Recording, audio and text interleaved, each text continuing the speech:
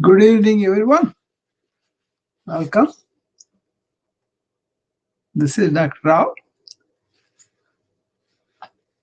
Thank you for joining me. And I was going to continue on our status of our healthcare and how we could take charge of that as individual people, patients, you know, and just regular folks, right? Not necessarily you have to become doctors yourself, but there are so many tools that you could use. Now, the question I have today is, do people have to suffer chronic illnesses necessarily?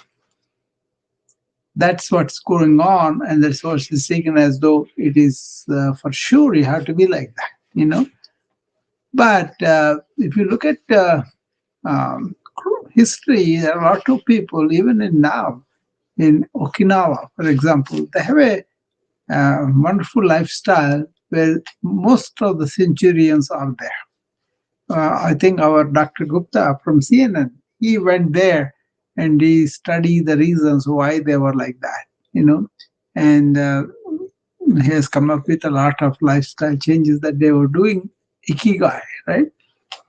What's the purpose of living? Something like that. Okay. So I'm wondering whether you entertain something like that. Do we have to suffer chronic illness to the extent that we are suffering now, or we kind of not using what we know about that, right? So that's what I wanted to focus today. My thing is, you don't necessarily have to be chronically ill. You could make mistakes with your lifestyle. You could have chronic illness, but a lot of it you could reduce the suffering at least, or in some cases, you could reverse some of the illnesses, or you could make the chronic illness doesn't advance. That much you can do. Okay. But if you take a yoga person, I would say, as a yoga person, uh, not necessarily. If you pose my question, do we have to suffer chronic illness necessarily? I would say no. Yogis will be saying that. Say not necessarily. So, yogic wisdom answers gently, yet firmly, not necessarily. See, from the yogic lens, from the way they look at everything, chronic illness is not a destiny written in stone. That's what we assume, modern people, right? But often a conversation the body mind is trying to have with ourselves, with us. So you got to understand that. Then you will be able to look at that in a different way, right? So in yogic viewpoint of view, the simple lived language, yogis never denied disease. What they denied was that inevitability that we assume. They observed that the body follows the mind and the mind follows awareness. And awareness, when unobstructed, it's not obstructed, tends towards harmony between your body, mind. So, chronic illness in this view, in yogic view, arises when your awareness is outsourced and your rhythms like sleep, food, movement, breath, they are violated.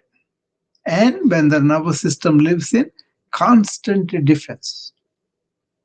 And when you identify, and then your identity itself collapses into I am the body, I am this diagnosis.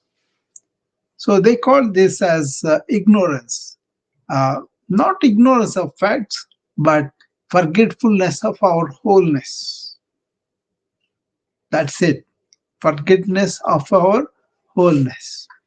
So, what yogis actually claimed was not that no yogi ever fell ill, not that. But much suffering is optional. Much suffering is optional. So many illnesses are reversible or preventable. And even when the illness exists, suffering need not. It may sound strange, but listen to me out. So this is a radical distinction modern medicine is only beginning to rediscover. They are rediscovering. So pain may knock at the door, but suffering enters only if we invite it to stay. Again, pain may knock at the door. Pain is usually inevitable, but suffering is optional, and suffering enters only when we invite it to stay. When we invite the suffering to stay, it will stay. Now, modern medicine actually not in agreement now. Okay, so modern medicine say we see growing evidence that is telling us chronic stress dysregulates our immunity. If you are chronically stressed, your economic problems, or mind problems, or relationship problems, or you're in extreme stress, that chronic stress dysregulates your immunity. So, and then a lot of people have the inflammation that is fueled by unresolved emotional load.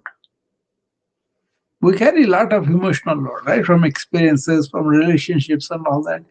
And that fuels this inflammation in the body, which worsens our metabolic conditions. We know that. Lifestyle, meaning, and perception, your lifestyle, your meaning in life, your perception of life, they alter actually gene expression. We know that. Epigenes are changed when you have an underlying tendency, but your lifestyle, your perception of what is going on, that can do that, right? And then attention itself, listen to this carefully. Attention itself has therapeutic power, healing power. So ancient yogis said this without any lapse. And modern medicine is now catching up with footnotes.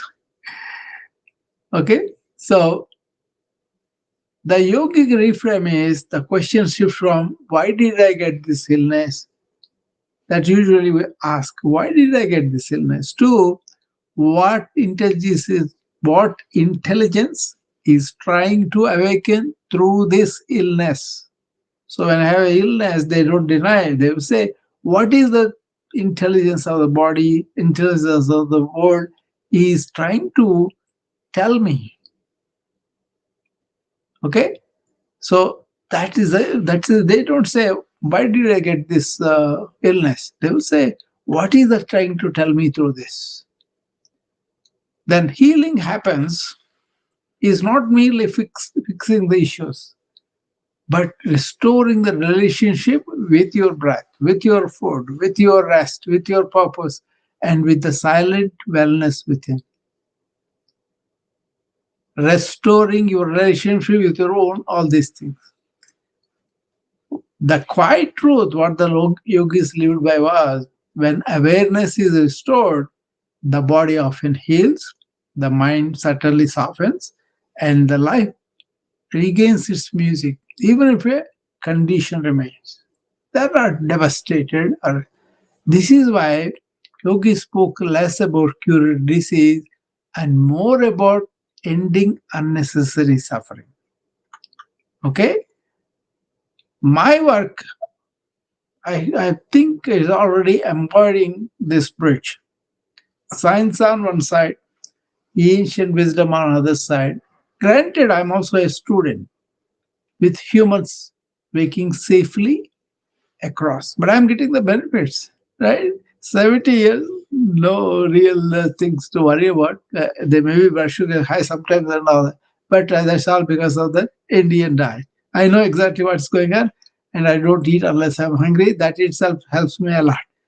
I eat the soups, I eat the salads, I eat the fruits and vegetables and seeds and all that. but also some grains, some curry, some are sale. So let's see what's going on with this chronic illness in America. Okay. Uh, See, most of the uh, before we ask what we must do today, let us ask what are we already being? What are we already being? Pause. I'm inviting you to feel the body without fixing it. Okay? So, yogic wisdom never promised a life without challenges. Okay? It promised a life without unnecessary suffering. You remember unnecessary suffering I was talking about the other day? That is the promise of the life that we can do, just understanding ancient perspective, modern perspective now. So you may have pain in the body. That is inevitable. But you can generate fear, resistance, and identification. Those things amplify it into suffering. So if you are aware of this fact that pain is inevitable, but suffering is optional, and my own fear, my own resistance, my own identification with the fear will amplify it to the pain into suffering. But we are aware of all this mechanism that loosens this grip. See, the body speaks in sensations, whereas the mind translates it into stories. And awareness listens without the panic. You are aware, you are awake, and you know what's going on with the body, but you listen to it without panic. You don't have fear or resistance. So, I want to invite you to take one slow breath and does a one soft inquiry. What does my body need? What does my body need? Not demand, but what does my body need right now? And also employ a feeling of friendliness toward the body. Okay? And I'm asking you, can you stop fighting the body and start partnering with it? You are making a partner out of the body. You can say, may today will be guided by not the fear of illness, but by the intelligence of life. That's telling us there's something wrong, God fix it. Okay? If you can do that, that will be very, very good. Okay? What do you think about it? You want to come and tell me? See, you are not alone, really. You are not broken, also. Okay? Um, you may be living with a chronic condition, but does not mean that your body failed you. Your body is intelligent. Sometimes it speaks softly, sometimes it raises its voice. And also, chronic disease does not mean constant suffering. The more you think about it, the more you fear, the more you worry about it, and you feel I'm losing my control, then the suffering increases, amplifies actually. So you are allowed to befriend your body again. You may have lost it, and then you have to take rest, and then really good rest and sleep. Do that without guilt. You will be healing in layers, not all at once. So your chronic condition may remain, but you can be peaceful with it, and your energy can return. Your joy can visit again. So healing is not always about cure. It is about coming home to yourself. So take one breath now. Your body is listening, and you listen to the body too. Okay. So I have so much to talk about, but what do you think about this? How can you see a lot of times I see acutely ill patients? Fine, we take care of them, right? But many people carry chronic illness in a negative way. in a limited way, and then they kind of always uh, give it a paramount importance or something like that. If you can understand this, then you don't have to escape into fantastic things.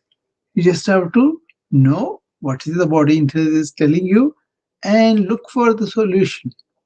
The sooner you do, the better. This is why I talk about be proactive about your wellness on a daily basis. Attend to that, and you'll be much more well.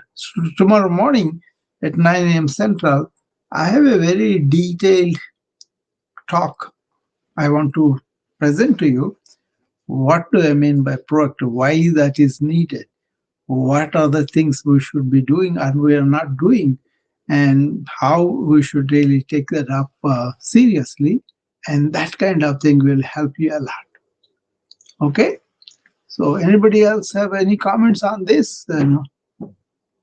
There's so much you can say about this, but just I just want to land that question in your mind. If you have a chronic illness, or you may have in the family, or you may be getting that. Do you have to be living with that? For example, somebody has high blood pressure, and they say, "Oh, no matter what I do, it will be go on continuously." Not necessarily. In 50s, maybe people had blood pressure that was not treated very well, and they also forgot the how ancients treated high blood pressure, why they were living a very easy, nice life without all that excitement, all that elevation of blood pressure. That's a different story. What I'm saying is, culturally, civilizationally, there are so many things are going on which we are unaware of, which we are not noticing it, because we want to be accepted by everybody. We want to be, you know, really resonate with people who are thinking at a level that's not really helping them or helping anybody else either. So think about it. Pose a question. Do I have chronic illness? Am I suffering from this? Or do I have just some pain and all that?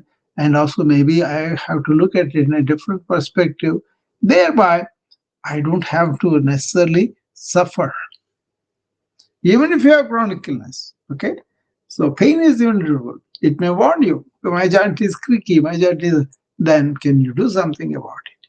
Can you not aggravate, amplify it by your own fear, your own thinking, your own resistance? Okay? Then the fear will go down and suffering will go down too. What do you think? Anybody has any comments on this?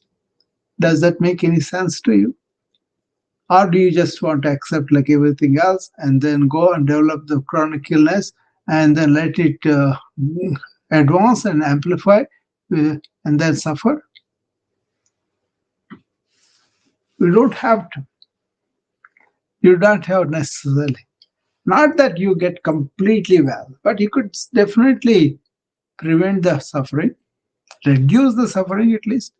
And then, if you are really be aware and smart and understand the new technology and go and find out everything for yourself and be smart about it, then you don't have to really go into late age with all the chronic illnesses. Many yogis die very late, but then they die like a BKS Iyengar. I mentioned you his Hatha Yoga practice. He went into all the layers of practice. He's not just a physical, but there are many Westerns, like 13 million people in America follow him for yoga guidance. And they are all doing physical yoga, but they also do the breathing and the meditation and all that with him. But what it is he lived till very late, 85, 88, something like that. 2 days before he was going to die, he did yoga. So they are that good, actually. And then when they pass very restful, very natural, very easy. So he didn't have to suffer all the chronic disease like we do. We do suffer a lot. And that is what I'm seeing with a lot of patients. Then I try very hard to get them be understanding what is their inner thinking, what is their conditioning, what is their understanding about the motor culture is making them go only one way in their mind, not connected with their self, not really understanding that mind is only a tool, and allowing the mind to go and really uh, amplify your suffering. That's where I'm talking about. There are illnesses genetically based, or you kind of inherited from your daddy and mom, and there are illnesses that can be like that, but then they don't have to be manifesting unless you have produced some environmental trigger, like a poor diet, like a lack of exercise, things like that. Then you can change them, right? That's good. My dad died when he was 55-year-old, I think, 55 or so. 2000, I mean, uh, 1901, I think he was born, and he died around 1956 or so. I was maybe only 1 year. I never knew my dad. But then he died because he had strokes 3 times. And he was really having these abnormal blood vessels. That's why there were no medications for the high blood pressure. There were no medication for the cholesterol. There were no medication for diabetes as such. Then they were also eating a lot of white rice, and that was supposed to be the best thing to eat. So they got used to that, and then most of the Andhra Pradesh, which is the state I come from in India, the staple diet is rice, right? So we were fed only rice as children also. But a lot of curry is very tasty, a lot of chutney is very tasty, and all that. But still, a heap of rice, that is the environmental trigger to manifest diabetes, because you are killing the pancreas by loading so much carbohydrates load, right? And then the pancreas tries out, and eventually it fails because it cannot secrete any more insulin because you used it up. But now you see, I myself had a stroke in 2014, and the neurologist told me that was because of abnormal blood vessels I inherited from my dad, right? And I was I was a teetotaler. I was not smoking anything like that, but I had it. I recovered from completely from the fiblia because I know the neuroplasticity, I know about the yogic breathing, I know about the micro yoga, all that, and then being in the present, not allowing the mind influence my illness. That was a major point for me. You know, all that I was trying to teach my patients, I had to use it on myself, which was okay. But I recovered within a month and came back and saw my patients. So everybody thought it's a miracle. No, it was not a miracle. It was something about knowing and consciously applying what we know and experimenting with it and improvising it and learning from all corners. Okay, that really helped. I had read about stories of a physician and a nurse. Both were working together. Unfortunately, both had strokes, serious strokes, where one part completely, this one, right, paralyzed. What they did was they tied the paralyzed, not the paralyzed, so somebody had a left, somebody had a right, right? Whatever um, the paralyzed hand, they left it loose, but they tied the other one, which is normal, so that they have to work with the paralyzed arm and leg. And they went into nursing home of their own patients and all that, and they started to cleaning the bathrooms and picking up the trash and bending down and collecting everything with the paralyzed hand. It was difficult for them to do, but they trained it. Within 6 months, they got it back. The doctor was a plastic surgeon, so he retained all his fusion skills and everything. And the nurse was a regular nurse. So she performed very well with the patients. My story is also like that. Okay. So, but knowing about it, understanding neuroplasticity, and training our mind by our own thoughts, and understanding the limitation of thought, and we are much more than the thought. The thought is only instrument for me. I don't identify with that. I don't identify with the roles. I don't identify with the, all the accolades, whatever. So you don't have to really let the chronic illness march by itself and make you really disabled, suffering, and inviting more chronic illnesses, and then inviting inflammation, which is going to reduce your immunity and all that. Anybody has any response? Or do you ever think about this? Or did you have some kind of attitude that you are able to get over chronic illness? You can come up and tell me what is happening with you.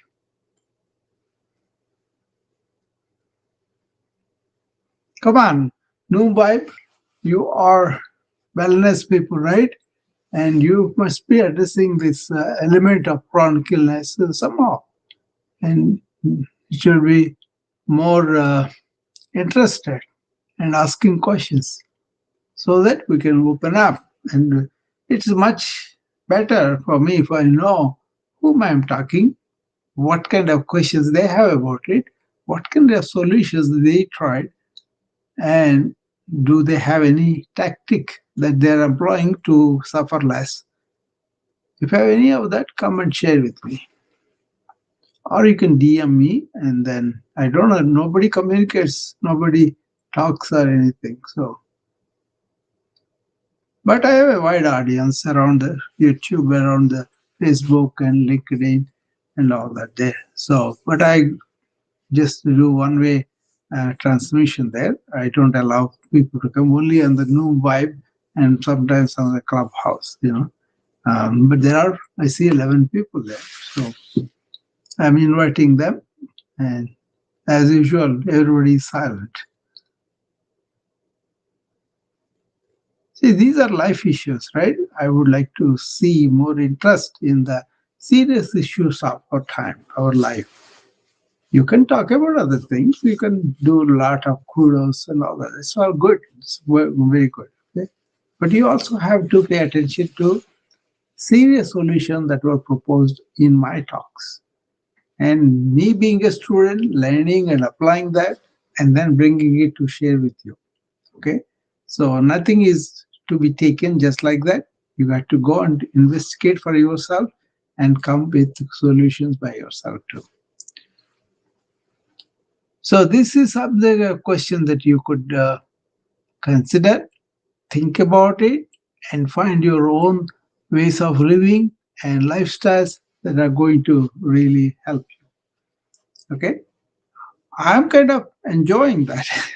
I may be 70 odd person, 70 years odd, just completed in last January. So it will be 71 this January 18th, right? But I became more energetic this year compared to last year. And I'm thinking more stuff and kind of trying to start more saying this initiative, proactive wellness, PAW, that I call, that is my mission now. Wellness was always my mission. But now, how can we be proactive about wellness, not really only suffering illness, acute or chronic, and that's okay. You can go and seek medical help right away, fix yourself, and then you may see something coming up, and maybe you can nurse yourself and then not allow that illness to go bad. Just taking rest, shutting down your mind will help you to heal better. And I show a routine that you could do from head to toe. It doesn't take more than 10-15 minutes because you have lymph nodes from head to toe. We know the anatomy where they are. On the scalp, around the neck, in the axilla, over the clavicle, below the clavicle, and also in the elbows, and also in the chest, in the abdomen, in the groin, in the knees, and also down the around the ankle. So, if you know what are the muscles that are supporting this lymph flow through those lymph nodes, You could do that. I will show you tomorrow, not tomorrow, maybe on Monday. I will show you immunity routine that I usually do once in a while. Maybe people who are following me continuously, they know that routine, but I'm going to show you. Like I show you with the eyes, this time I will show you immunity so that you can keep your immune system a little bit more, you know, shaped up. Like your lymph is one that flows from your feet to all the way up to this. That's why we call the calf muscles as your second heart. They pump your venous and lymph blood all the way to the heart upstairs. So you have to act against the gravity, right? So they have valves, they don't allow the blood return back, but then pumping effect that you will have with your toned muscles. So we will show you that routine. You can do it 5 to 15 minutes, it may take, and then you will get immense benefit from it. I did not have an infection since 2014. So you can imagine how these practices work. It's not just that, but I'm saying there's an additional factor. You got to eat right, you got to rest right, sleep right, and breathe all the time, drink water, and make sure the nutrition is vital. And also these exercises specifically, they will be very helpful. So tomorrow morning, 9 o'clock, I have this association of good people with just to know about truth about the matter of life and fundamental questions of life. And tomorrow we're going to talk more about why we have to be proactive about your wellness, what it is not, and it actually calls you for self responsibility. What does it mean? Well, how do we do awareness? Be aware of what's going on around you in your diet, in your exercise, and all that. But there is a specific way to be proactive with your inner self, inner mind, and your heart, and all that. So I'm going to talk about all that. I plan to stay at least 90 minutes for this talk. For those who don't have that much time, you can go back to and listen to the tape. But this is like a movement I'm starting, proactive wellness movement, so that people will take that serious and then experience that on a daily basis, on an hour-to-hour basis, correct whatever they are doing that's not promoting their wellness. So they're not being proactive about their wellness. Unconsciously eating, unconsciously thinking, unconsciously talking, all those things are out.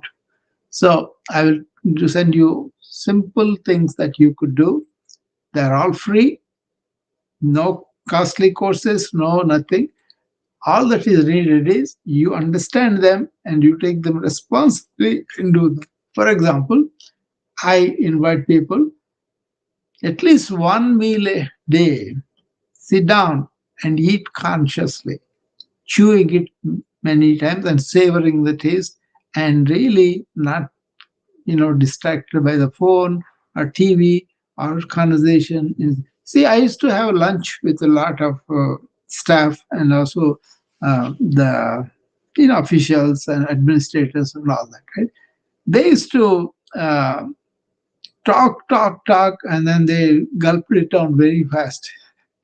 But I was the only one trying to listen to them and also help them, as I was the one who was left with a full plate of food at the end of the meeting.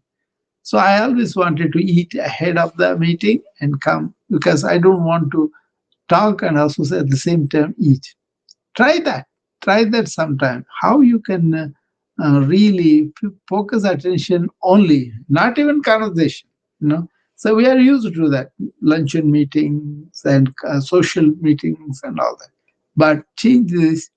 What I'm going to eat, I'm going to pay attention to. What I'm going to eat, I'm going to enjoy myself. What I'm going to eat, I'm going to masticate. That means chewing it really well and see how that improves your vitality, your energy. Things like that. Something practical, free of cost, Only you are responsible for that. And if you can do those things proactively every day, I think you will really be very happy. Okay, that you are going to be energetic, you're going to be harmonious, you're going to be focused, and you're going to be really having your energy boost up, okay, on a daily basis. That's what happens to me. At the end of the day, I still have a lot of energy. Like now, it's almost 9:20 here, right? But I full of energy even now.